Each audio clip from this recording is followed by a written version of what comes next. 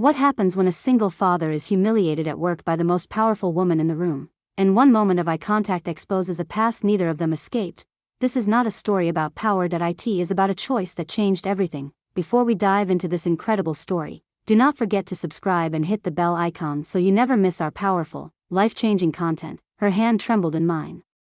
The warmth felt unreal. My breath tasted like metal. The conference room smelled of lemon polish and fear. She whispered my name the way only one person ever had, not like a boss, like someone remembering a wound. That I felt the floor steady me. My ears rang softly. She said she never forgot that night, the rain, the hospital hallway, the broken vending machine light. My chest tightened. That I remembered holding a tiny blanket. That I remembered signing papers with shaking hands. She said she walked away because she was afraid of being weak, afraid of losing control. Her voice cracked on the word afraid. The powerful CEO stood inches from me, and she looked smaller than my grief. That I smelled her perfume mixed with salt tears. That my throat burned. That I told her I stayed. That I told her I chose love over escape. That I told her my son laughed every morning despite everything. Her knees bent slightly. She leaned on the table. Glass walls reflected two broken adults, not enemies, not strangers. Outside the room keyboards clicked.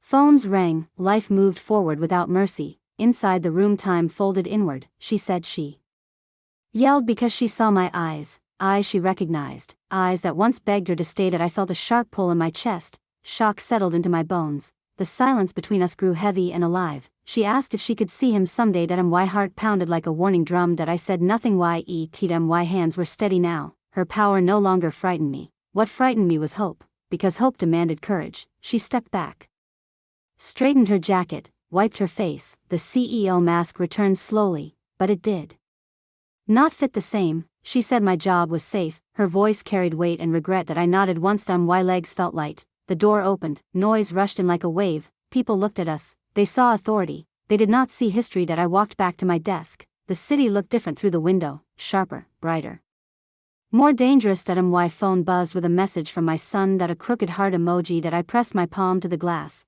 Behind me I felt her presence stop. That I knew she was watching. That I knew the next choice would change everything. That I felt her breath pause behind me. The office lights hummed softly. My screen glowed with unfinished numbers. That my heart listened to footsteps instead. She said my name again, not loud, not sharp. That it landed gently. That I turned slowly. The room felt smaller now. She asked if I still lived near the river. The question struck deep. That place held nights without sleep, nights of rocking a crying child, nights of whispered promises. That I answered yes. Her eyes closed for a brief moment. She said she drove past that building for years. She said she never stopped thinking. The weight of her words pressed into my shoulders. That I smelled fresh paper and old memories. She asked if I was happy. The question carried risk. That I thought of my son running toward me after school. That I thought of empty chairs at dinner. That I said I was learning. Her lips trembled. She nodded as if accepting a verdict. That a meeting reminder chimed somewhere.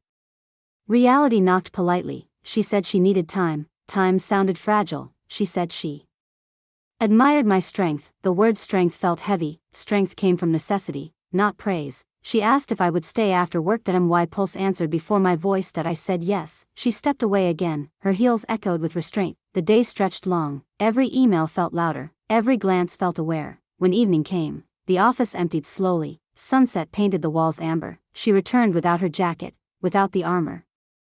She sat across from me, hands folded carefully. She spoke of mistakes that success could not erase. She spoke of silence as a prison. That I listened. The air felt honest. That I told her about nights of fear, about joy earned inch by inch, about love that demanded presence. Her eyes shone with something raw. The building settled around us. Lights dimmed automatically. Outside, the city breathed. Inside, a fragile bridge formed. She reached for her phone, paused, looked at me.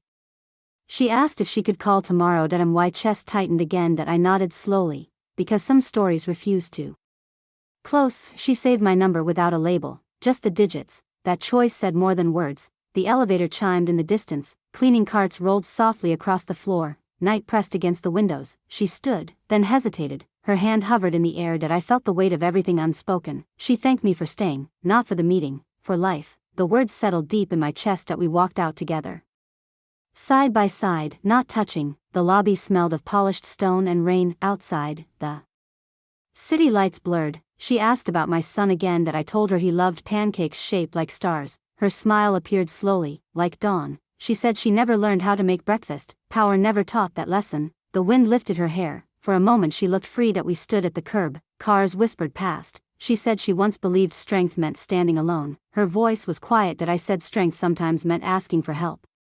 She absorbed that. A car arrived for her, the door opened, she did not move right away, her eyes searched my face. She asked if forgiveness was possible. The word hovered between us, heavy, alive. That I said forgiveness grew slowly, like trust, like a child learning to walk. She inhaled sharply, nodded. The door closed, the car pulled away. That I stood there longer than needed. Rain began softly. That I felt tired and awake at once. My phone vibrated. A message from her, just one sentence.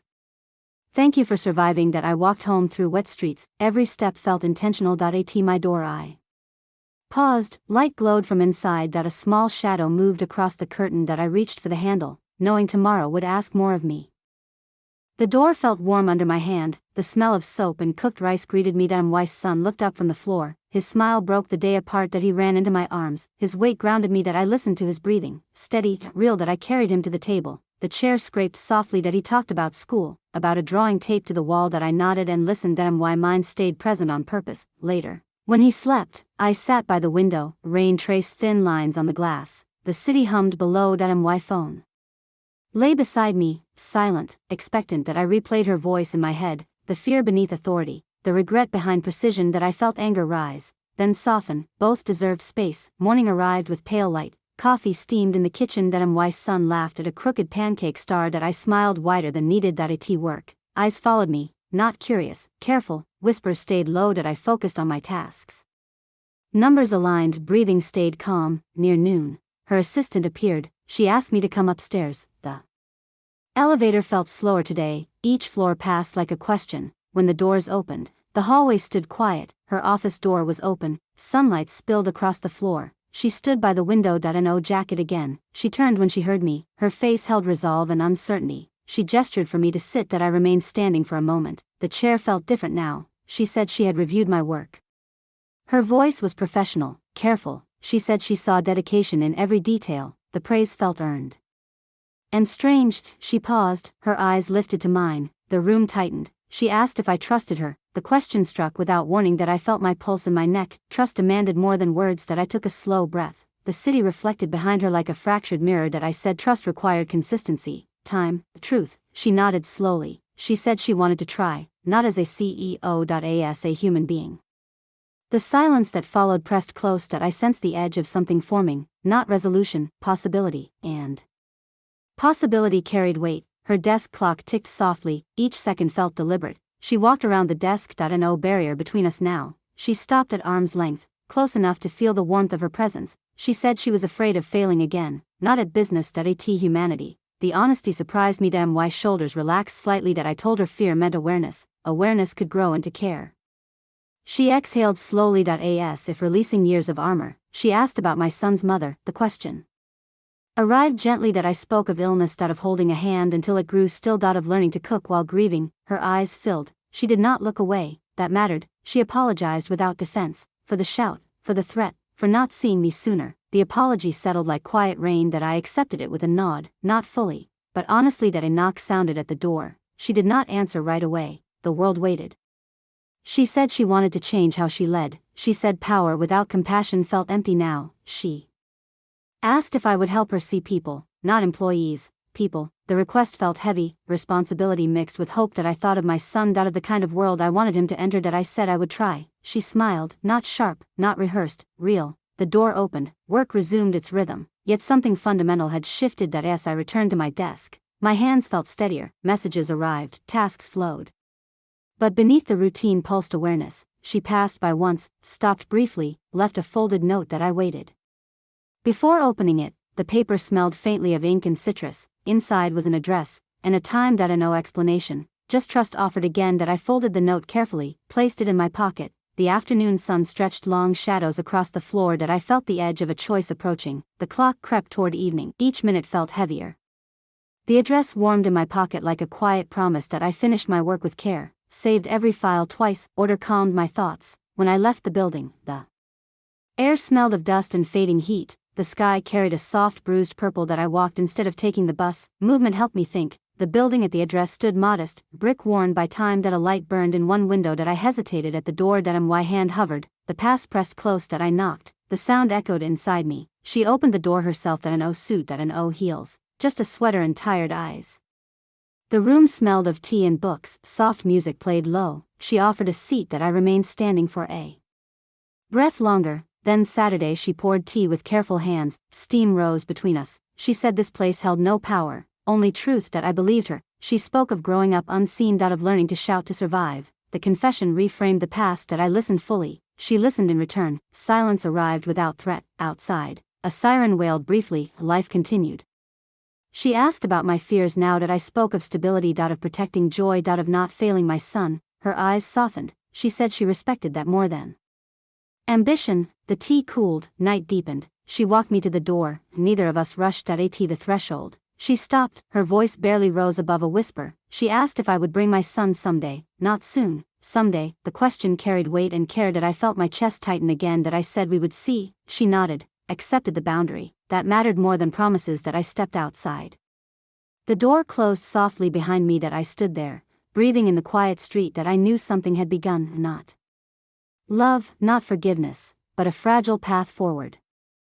I walked home slowly, each step measured. The streetlights flickered awake one by one. My shadow stretched ahead of me. Long, uncertain. At home my son slept curled like a question mark. His chest rose and fell. I watched until my breathing matched his. That night dream stayed close to the surface. Faces, voices, unfinished sentences. Morning arrived with clear light. A message waited on my phone. Simple.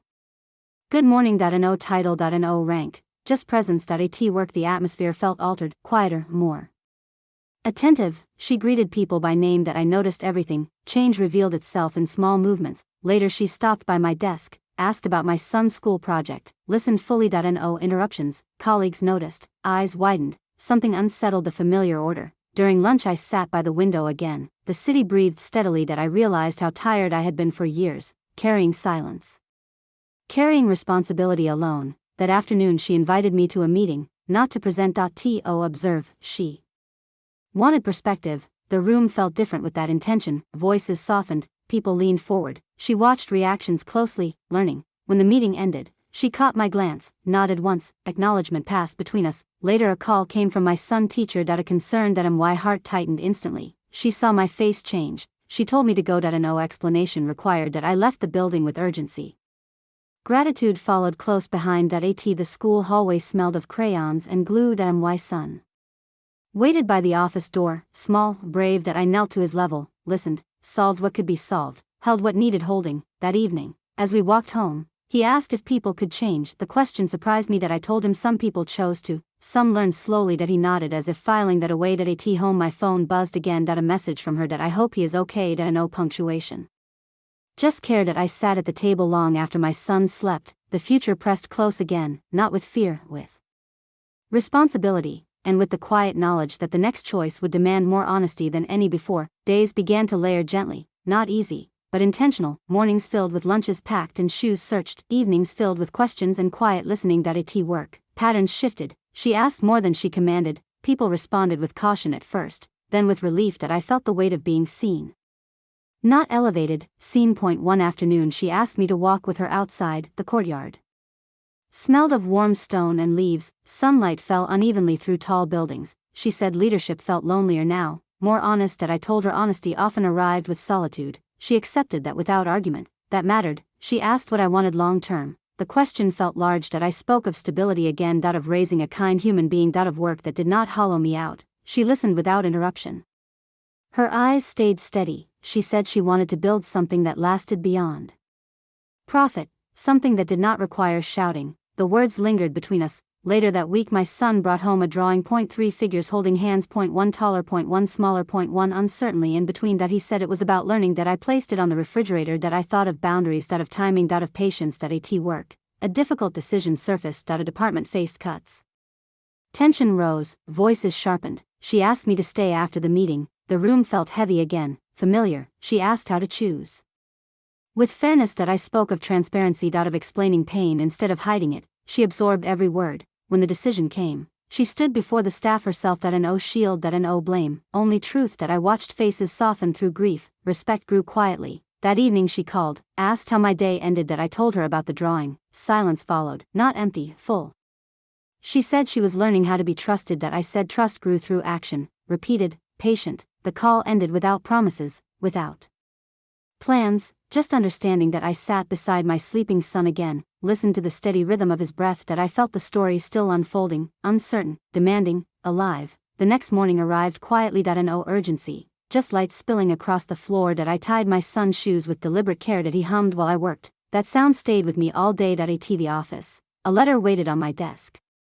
Handwritten, unusual. She thanked me for speaking when silence felt easier. She said growth felt uncomfortable, necessary. That I folded the letter carefully, placed it beside the drawing in my mind. During the afternoon a disagreement erupted between teams, voices rose, old habits surfaced. She paused the room, asked everyone to breathe. The pause felt awkward, then human. That I watched respect shift again, slow, earned. Later she stopped me in the hallway, asked if I felt overwhelmed.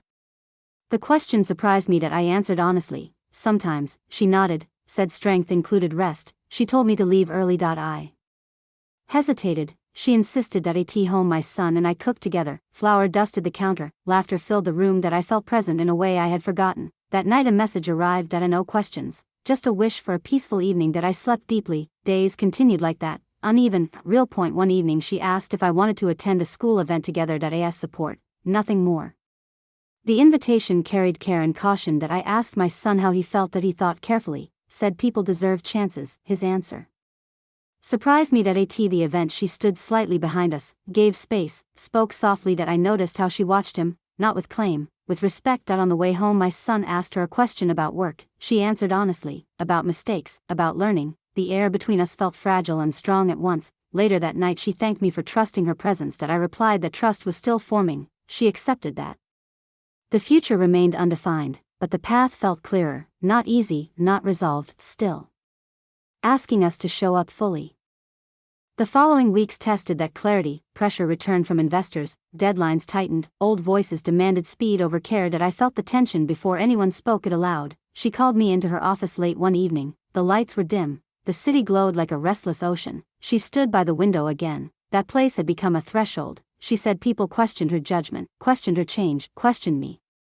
The words landed heavily. That I felt heat rise in my chest, not anger, protection. She asked if this cost me too much. The question shook me. That I thought of my son asleep at home. That of mornings that mattered more than titles. That I said my cost was silence, and silence was something I refused now. She turned toward me slowly, her face carried strain and resolve. She said she needed someone to stand with her publicly, not to defend. To explain, the request carried risk for both of us. That I felt the room press inward. That I asked for time. She agreed without resistance. That night I sat at the kitchen table long after dishes dried. That I replayed every step that brought me here. Loss, work, care, unexpected connection. That my son stirred in his sleep, murmured my name. That settled something inside me. The next day I stood in the conference hall. Rows of faces watched closely, expectations sharpened the air.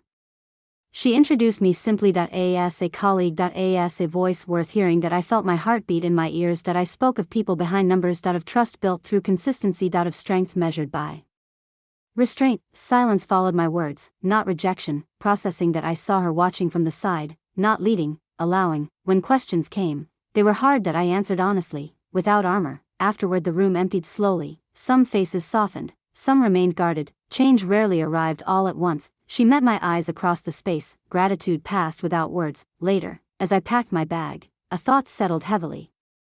Standing forward meant stepping further in. There was no return to distance now, and that realization brought both fear and resolve. The days after the meeting felt quieter, not calm, measured. That I sensed eyes weighing choices. That I stayed focused on my work. Consistency mattered now. She respected my space. That mattered too. One evening my son asked why I looked tired and hopeful at the same time.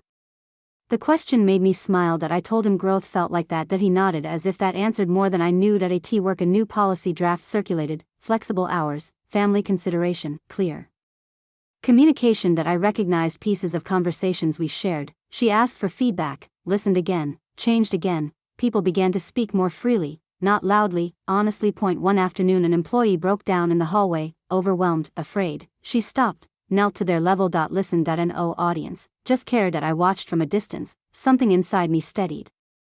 That evening she asked if I regretted stepping forward. The question held vulnerability. That I said regret came from inaction. She absorbed that Slowly, later my son fell sick with a fever that I stayed home. She called, not to ask about deadlines. To ask about him. She covered my work without comment. That gesture carried more weight than praise. When I returned, a small plant waited on my desk. That no note, just life. That I watered it carefully each morning. The office felt different now, not softer, more aware. One night she confessed she feared losing authority. That I told her authority rooted in respect grew deeper. She smiled faintly. The conversation ended there, not because it was finished, because it needed time. Weeks passed. Trust continued to form in small acts. That no declarations. That no certainty, only presence. That I felt the story moving forward again, towards something unnamed, something that required patience and courage to remain open. That I stood by the window late that evening. The city glowed calmly below. Unrushed. As if it had learned something too. She stood beside me, not as a CEO, not as a memory. As a person who had chosen to change. We shared the silence, and it held no fear. That I understood then that strength never lives in shouting. That it lives in the ability to listen. That I understood that pain does not make a person weak. That it makes them real. She said she would never use power to frighten people again. That I said I would never lower my eyes to the world again. That we made no impossible promises. That we chose honesty instead. And honesty always asks more of us. That I went home that night. That my son slept peacefully. That I pulled the blanket over him gently, and for the first time in a long while I felt gratitude, for the road, for the mistakes, for the people who found the courage to grow, because anyone can be the one who shouts, and anyone can be the one who suffers in silence. But wisdom appears when a person chooses compassion over power, understanding over fear, and when, in the hardest moment, you look at another human being not from above, but with your heart. The world always answers in the same way. Thank you for listening to this heartfelt story. If it moved you, share it, leave a comment below, and let someone know you are never alone.